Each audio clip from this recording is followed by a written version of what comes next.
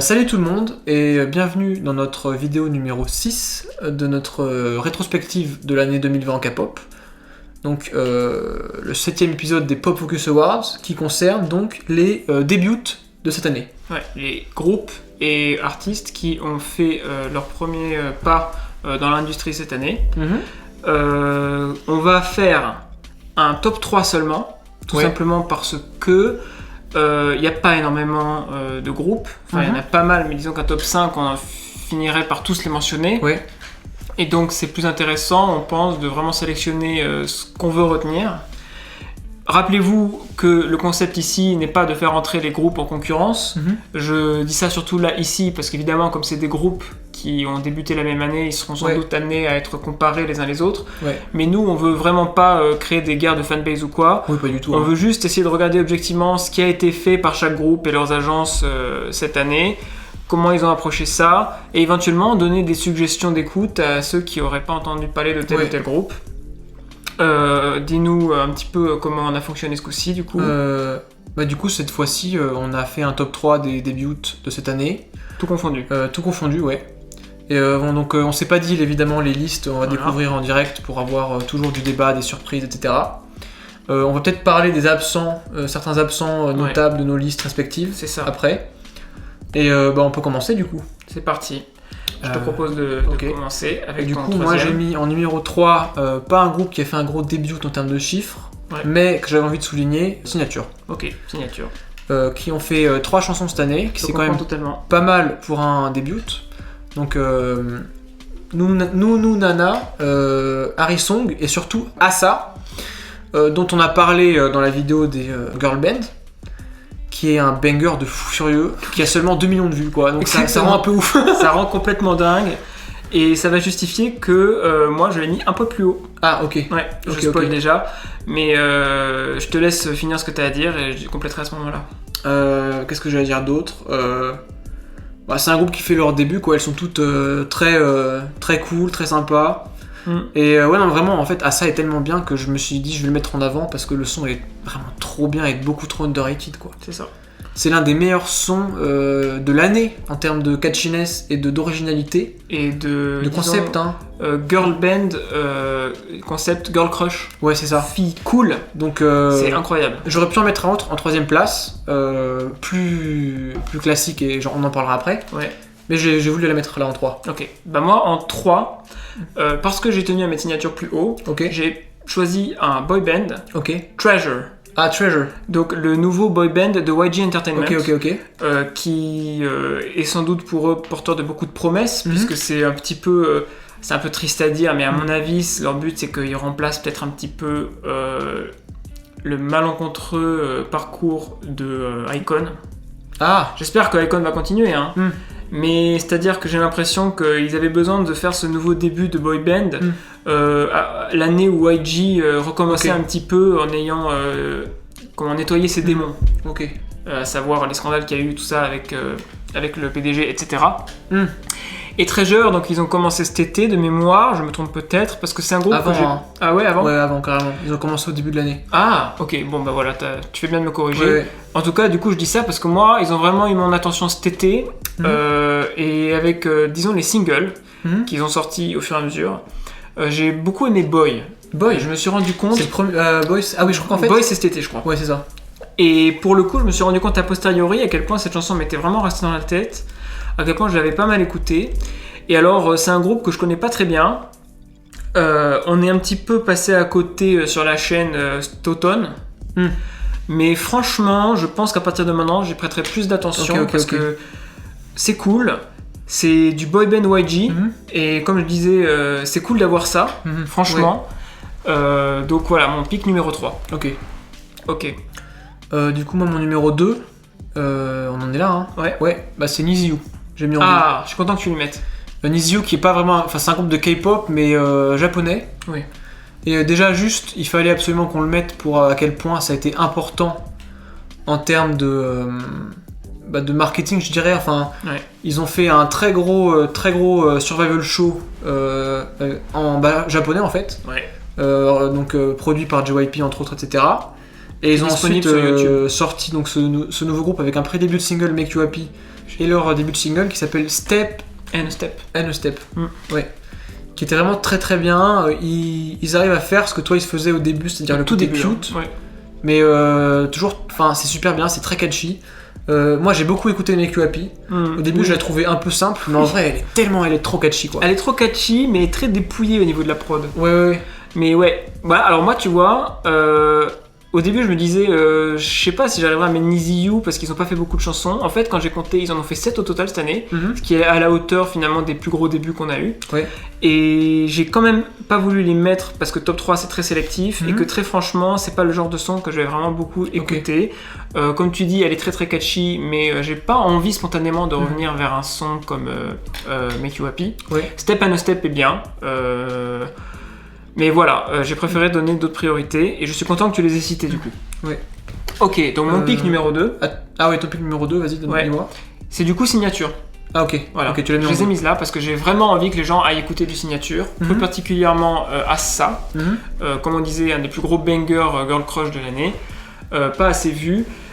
Pour resituer un petit peu ce qu'on n'a pas dit juste avant, Signature, c'est le groupe, le girl band de CJ Entertainment, qui est une nouvelle agence un petit peu, qui avait tenté de faire un début l'an dernier avec certains membres de Signature, mais finalement pour des histoires de contrat, ça n'avait pas marché. Donc ils ont fait un faux départ, un petit peu un nouveau départ avec des nouveaux membres là.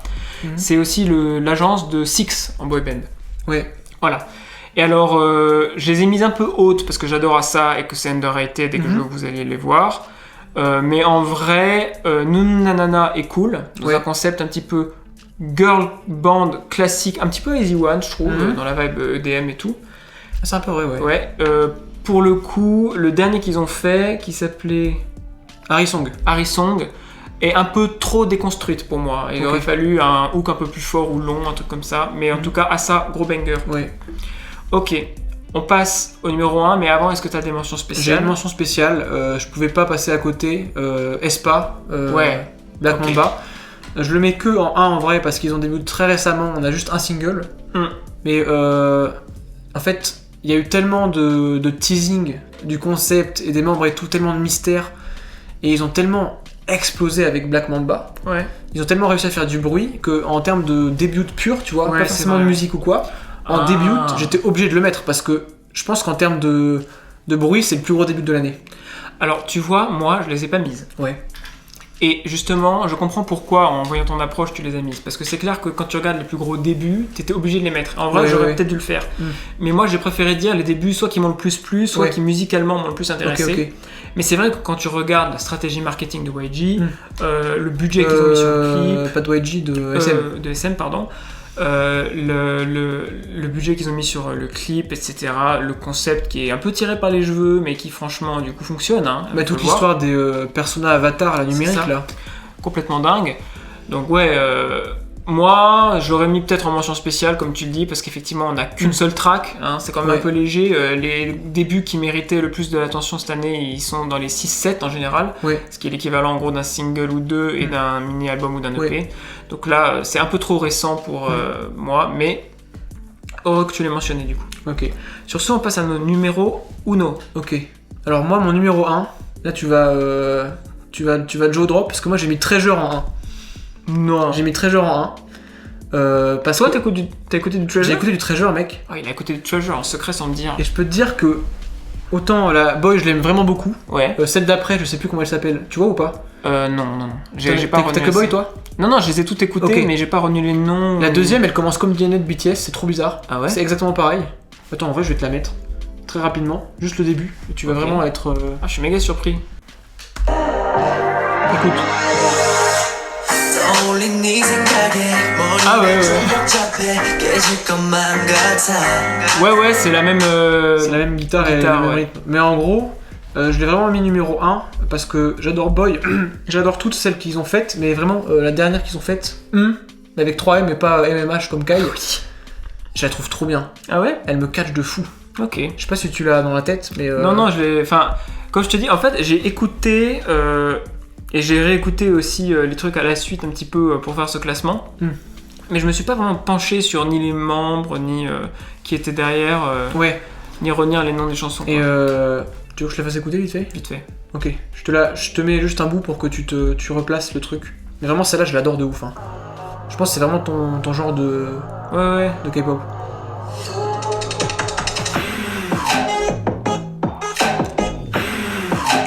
Un peu Exo Obsession. Hein. Ouais, tu vois. Ouais, je l'ai écouté, ouais. Très calme et très badass en même temps. Ouais. Et du coup, j'ai mis Treasure en premier parce que vraiment celle-là, je l'adore de ouf. Et aussi, même historiquement, tu vois, YG, ils étaient dans la sauce depuis 2 ans. Et là, cette année, ils ont changé de PDG. Ouais. Ils sont revenus avec Treasure qui fait des très gros chiffres. Donc il a fait 6 chansons, mais donc 3 singles et 3 deuxièmes chansons. Et avec Blackpink aussi.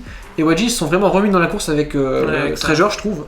Et là où je vais faire une transition, je pense que tu as mis N-Hypen en 1, ça m'étonnerait pas. Et moi j'ai préféré mettre Treasure que N-Hypen parce que je trouve que dans Treasure, même s'ils sont genre 10 ou 9, enfin ils sont beaucoup, je trouve qu'ils arrivent mieux à faire le côté début de présentation de groupe, avec des passages rappés et tout, et aussi on a eu plusieurs types de sons, tu vois.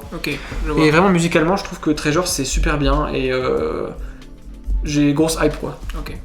Bah du coup tu as lu dans mon jeu, j'ai mis N-Hypen, donc les nouveaux Maknae de Big Hit, en premier. Le comeback est effectivement plus récent, donc c'est vrai qu'on a du mal à la fois à cerner les membres et à voir la diversité de sons. Mais ils n'ont pas été radins, ils nous ont servi quand même 6 chansons sur un mini-album là de fin d'année, ou 5, je sais plus exactement. Et franchement, elles sont toutes super en fait. Genre, bon, il y a un petit peu outro, intro qui sont un petit peu des semi-chansons pour amener tout ça. Mais en fait, je trouve que toutes les chansons vraiment complètes de ce premier mini-album pourraient être des singles. Et d'ailleurs, pour l'instant, beaucoup en sont, à savoir Given Taken, dans une vibe un petit peu hype boy band, limite OST d'animé. On avance, tout ça, c'est summer. Vraiment cool et extrêmement bien écrite comme chanson qui rentre dans la tête, qui renouvelle sa créativité tout en étant mémorable. Et mon kink sonore de la K-Reggae sur donc Let Me In, 20 Cube, qui est vraiment trop cool à écouter. Et en soi, je trouve que même si tes reproches sont justes sur le fait que les membres n'ont pas encore une identité très définie, etc. On avait dit que c'était peut-être le concept aussi. Exactement, je reste ouvert sur le fait que c'est un début qui pour moi frappe plus fort que ceux que j'ai mentionnés jusque-là, et qui en plus a peut-être ce concept de les idoles créer les œuvres d'art qui prennent vie et qui deviennent des membres à part entière, etc. Et ils sont très très forts au niveau des performances aussi, je trouve. Bon, j'ai pas vu Treasure après, mais vraiment, moi je l'ai pas mis parce que je savais que t'allais le mettre. Et en vrai, t'es obligé de le mettre parce que ça a fait comme avec Nizi You en termes de. C'est show, survival show et début après. C'est un bon impact. Et ils ont vraiment mis tous les meilleurs songwriters sur leur single et tout. C'était impossible de passer à côté. Vraiment, ils y vont. Après, donc du coup, c'est moins ma cam musicalement, tu vois, le côté. Un peu épique boy band qui chante beaucoup. Moi je préfère quand c'est plus rappé tout ça. Mais N-Hypen, grosse attente quoi. Ok. Bah écoute, je suis content parce qu'en fait au début on s'était dit qu'on allait peut-être devoir parler des absents. Mais en fait tous les absents dont j'aurais voulu parler, tu les as mis. À savoir que les grands absents de ma liste à moi, c'est Nizi You et aespa. Qu'il fallait mentionner parce que ça a été parmi les débuts les plus importants, surtout en girl band, et toi tu l'as fait. Je suis surpris que tu aies mis Treasure du coup, mais du coup je suis content. Et du coup ça t'a permis de toi de pas mettre N-Hypen et moi je l'ai mis. Donc c'est bien, on a réussi à parler d'à peu près tout. Je pense qu'on peut s'arrêter là. Ça me paraît bon. Dites-nous vos pics à vous, top 3 ou top 5 selon... Dites-nous tes débuts qu'on a loupés et qui sont peut-être un peu je sais qu'il y en a. Je sais qu'il y en a. Il y en a un que j'avais remarqué en faisant des recherches. Ah bah j'ai perdu le nom, c'était un girls band, Girls Hour je crois que ça s'appelle. Un truc comme ça. J'ai pas eu le temps d'assez écouter pour l'inclure, mais ça avait l'air cool. Faudra qu'on aille voir. Enfin voilà, il y en a sans doute qu'on a oublié. Dites-nous ça. Faites-nous votre top. Abonnez-vous, j'aime. Et on se retrouve dans la prochaine vidéo de cette rétrospective qui sera aussi sans doute la dernière, où on va parler, et j'espère que vous resterez avec nous, parce qu'au fond c'est peut-être un des sujets qui nous intéresse le plus, c'est celui des producteurs, songwriters, qui sont derrière certains des gros tubes qu'on n'a pas arrêté de mentionner au long de cette rétrospective, et qui en fait méritent leur top à eux-mêmes, parce que c'est les hommes de l'ombre les hommes et les femmes de l'ombre, on aime beaucoup. Bon, on en parlera plus dans la vidéo, voilà, mais qu'on a envie de mettre en lumière vraiment sur cette chaîne et tout ça, et que les gens font pas assez. Et du coup, abonnez-vous pour ne pas rater ça, ainsi que les vidéos futures. Ouais. Et bah, à tout de suite. Ouais.